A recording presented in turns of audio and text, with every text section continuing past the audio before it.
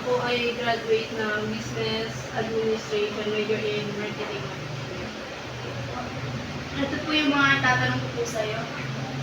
Ano ang iyong nararamdaman kapag makakaranas ka ng discrimination po? Nalulungkot kasi hindi mo talaga may iwasan makasalumuhan ng mga taong i-discrimination yung situation mo. Nakakalungkot kasi hindi lahat may opinion kung bakit iba ako sa kanila, iba sila sa akin. Kalawang ko naman po, paano mo hinaharap ang mga negatibong reaksyon ng ibang tao po?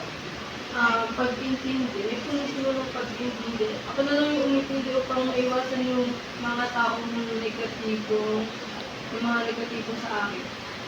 Ano ang mensahe sa may taong may negatibong pananaw sa PWD po?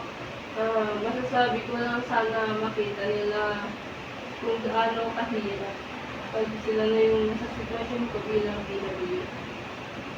Paano niyo po papanatili ang iyong positibong pag-iisip? Papanatili ko ang aking pag-iisip. Ang positibong pag-iisip sa pamamagitan na paano ko i-handle yung problema ko sa parang positibo hindi porket may kapansanan na isusubukan sa buhay. Bilang person naman po, ano po ang inspirasyon sa iyong mga pangarap? Ang aking pamilya at ang ama na nasa langit na kahit marami mang pagkukulang sa akin ay kahit kailan man hindi sila nagkulang para ibigay yung mga pangangailangan ko.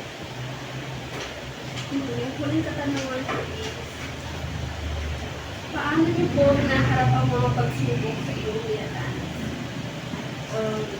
Malalig lang sa Panginoon, maniwala at magtiwala sa Kanya kasi hindi ko kaya kung ako lang. Lahat man ang naabot kong pangarap sa buhay ay dahil sa mga sala.